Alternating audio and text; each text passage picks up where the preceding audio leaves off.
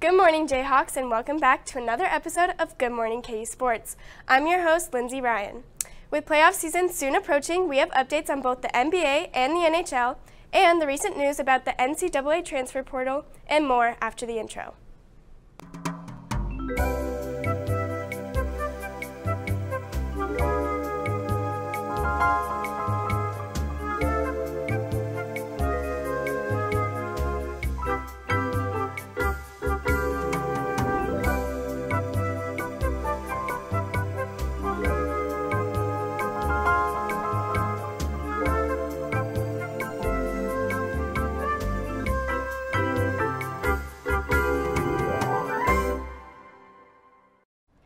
The NCAA basketball season might have come to a close, but that just means it's time to talk about everyone's favorite thing, the transfer portal. NIL and the ability to instantly become eligible have caused the portal to explode in popularity, with over 1,000 players entering the portal this offseason. The importance of the portal will be hitting close to home, as Kansas had 5 players choose to transfer at the end of this season: Joe Yesufu, MJ Rice, Zach Clements, Bobby Pettiford, and Cam Martin. Bobby Pettiford is committed to play for East Carolina, and Cam Martin for Boise State, while the rest are yet to make a decision. These players did not have huge roles for the Jayhawks last season, but left the roster depleted and in need of new talent.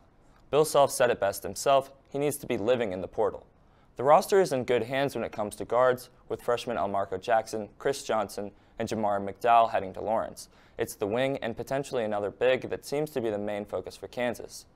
Hunter Dickinson, former Michigan center, is ranked as the best player in the portal according to On3 and has been rumored to have heavy interest by Kansas. Self joked he wanted a player who could average 20 and 10, and Dickinson averaged 18.5 points and 9 rebounds per game last season.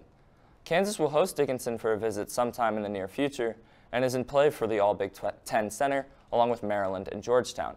It looks like Kansas has a real chance to land Harrison Ingram, the 6'7" wing from Stanford. Ingram, a playmaking wing and former McDonald's All-American, averaged 10.5 points and 6 rebounds per game last season for the Cardinal, while shooting 32% from 3. It has been reported that Ingram will visit Kansas early next week.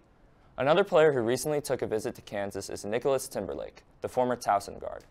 Timberlake averaged close to 18 points per game last season and shot 42% from 3. His skill set could make him a good replacement for Grady Dick, who declared for the draft. Georgetown transfer Primo Spears listed Kansas as one of his top 4 schools, along with Arkansas, Florida, and TCU. Spears is a guard who averaged 16 points and 5 assists with the Hoyas last season. While Kansas has been active in recruiting players, they have yet to receive a commitment. However, there have been a lot of high-level players who have announced where they will be playing basketball next season.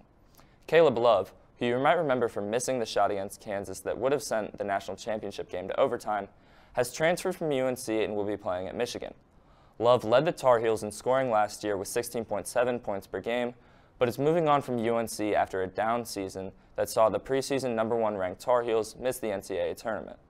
Another familiar face to Kansas fans is LJ Cryer, who announced he would be transferring from Baylor. Cryer averaged 15 points per game last season and is headed to one of the newest Big 12 foes in Houston. Khalif Battle was one of the best scorers that entered the portal. The former Temple guard averaged 17.9 points per game last season and announced he will be playing for Arkansas. There might not be any more college basketball to be played, but it is still important to keep a lookout on the transfer portal. That's all for me today. Now over to Lauren, who's going to talk about the WNBA draft. That's right. This year's 2023 WNBA draft was one for the books. I mean, over 500,000 viewers were watching. I'm Lauren Ritchie, here to break it down for you. With more than 100 players declaring for the 2023 WNBA draft, only 36 players heard their name called last Monday. With the #1 overall pick, the Indiana Fever select Aaliyah Boston of the South Carolina Gamecocks. This comes as no surprise, as Boston is the reigning Naismith Defensive Player of the Year and is looking to transform the Indiana program and lead the team to a playoff-eligible year. The Minnesota Lynx with the #2 overall pick selected Diamond Miller out of Maryland. The Dallas Wings with the 3rd, 4th, and 5th pick of the first round, grabbing Maddie Siegrist out of Villanova, Stephanie Soros out of Iowa State, and Lou Lopez-Sanichel out of UConn. With the #6 pick, the Atlanta Dream pick up Haley Jones out of Stanford. Pick #7, the Indiana Fever grabbed Indiana's Grace Berger, and the Atlanta Dream was back up and selected Letitia Amahir out of South Carolina. The Seattle Storm selected Tennessee's Jordan Houston with the 9th pick, followed by the Los Angeles Sparks, who take Zia Cook out of South Carolina. The Dallas Wings back up, and they pick Maryland's Abby Myers. And to close out the first round with the 12th pick, the Minnesota Lynx picked up Mia Hirsch, a center out of France. Dawn Staley, Naismith Coach of the Year, had 5 of her Gamecocks drafted on Monday. In Staley's words, "You know where they do that at, South Carolina Gamecocks." Fans were hoping to watch Iowa's Caitlin Clark get drafted, but will have to wait one more year as she is not eligible to be drafted in 2023, since a player has to turn 22 during the calendar year of the draft, and Clark turned 21 in January.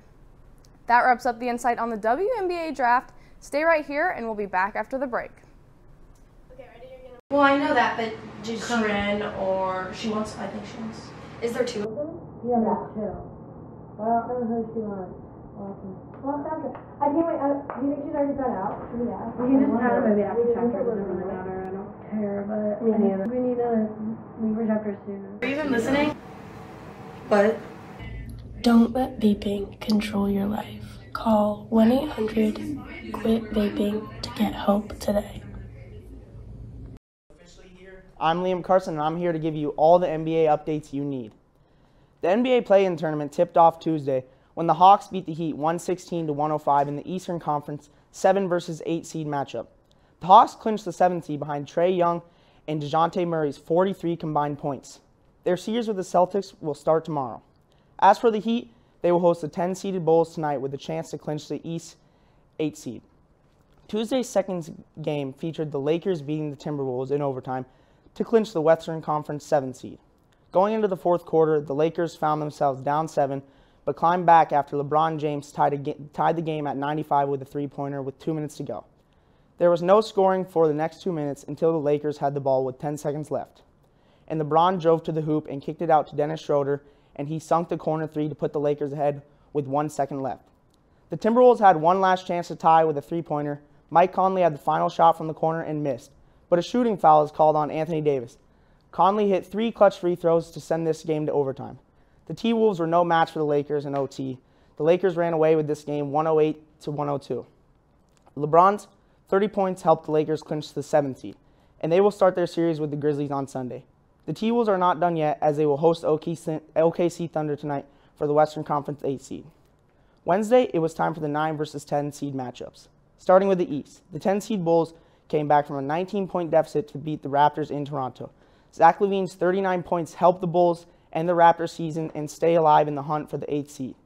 Moving on to the West, the 10 seed OKC Thunder traveled to New Orleans to face the 9 seed Pelicans. The Thunder beat the Pelicans 123-118 after a clutch performance from superstar point guard Shai Gilgeous-Alexander. SGA took the lead back with 30 seconds to go with a tough floater. Not to mention their 20-year-old in his second season tied his career high in the win. Josh Giddey dropped 31. The team that lost their last draft's second overall pick before the season, the NBA's youngest team, and the team expected to finish near the bottom of the NBA, have a chance to clinch the West 8 seed tonight. The Thunder will travel to Minnesota to take on the Timberwolves for the West final playoff spot. This game will tip off 8:30 p.m. Central Time on ESPN, and the winner will clinch a series with the Nuggets. Catch the Eastern Conference 8th seed game between the Bulls and the Heat on TNT with a 6 p.m. tip. The winner will take on the Bucks. That's all the NBA updates I have for you, and get excited for the first round of the NBA playoffs as they will tip off tomorrow. I will now pass it to Lindsay for an NHL playoff update. Thanks, Liam. It is official. The Sweet 16 for the 2023 NHL playoffs has been set. With both some familiar teams and some new contenders, this playoff season should be an exciting one. Starting off in the Atlantic Division, the Boston Bruins have grown comfortable in the #1 spot. They have continued to break both franchise and league records with 133 points and 63 overall wins this season. The Toronto Maple Leafs and Tampa Bay Lightning will relive last year's playoffs with another first-round matchup. For the second straight season, the Leafs look to be the stronger team as they have dominated in the regular season, but they will have to break the endless cycle of first-round exits they have become so familiar with. Moving to the Metropolitan Division, the Hurricanes locked the #1 seed with a win against the Panthers last night. The Devils will get the 2nd seed spot. Their most recent addition to the team, 19-year-old Luke Hughes, brother to Jack Hughes, has already proven he is playoff ready with a winning overtime goal last night. With a pass from none other than his brother Luke, he carried the puck down the ice and with a wraparound attempt scored his first career NHL goal. The Devils are set to play the #3 seed, the New York Rangers. On Wednesday night, the New York Islanders clinched a wildcard spot in the Eastern Conference after defeating the Canadiens. With the Islanders' win, the Penguins have been eliminated from the playoffs for the first time in 16 years. Sidney Crosby has not missed a postseason since his rookie year. The other wildcard spot is set for the Florida Panthers, who will match up against the President Trophy winners, the Bruins. Moving on to the Western Conference, the final standings are still up in the air.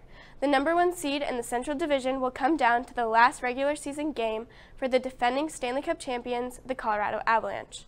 If they win, they will take the Central Division title yet again, and if not, the Stars will. The Minnesota Wild have clinched the number 3 seed and will face off against the loser of the two. Looking at the Pacific Division, the Knights claim the number 1 seed after a win against the Kraken last night. They will play the Winnipeg Jets, who clinched the second wildcard spot in this first round. Similar to the Atlantic Division, there's another 2-seed, 3-seed rematch. The Kings and Oilers will meet for the second consecutive season during the first round of the postseason. It will be another close matchup, however, the Oilers have Connor McDavid. McDavid finished the regular season with a career high of 64 goals and a total of 153 points. Finally, in a wildcard spot, the Seattle Kraken will be making their first ever playoff appearance. They will either play the Stars or Avalanche in the first round. That's all the hockey and overall sports news we have for you today. Thanks for watching, and don't forget to tune in next week. Rock Chalk!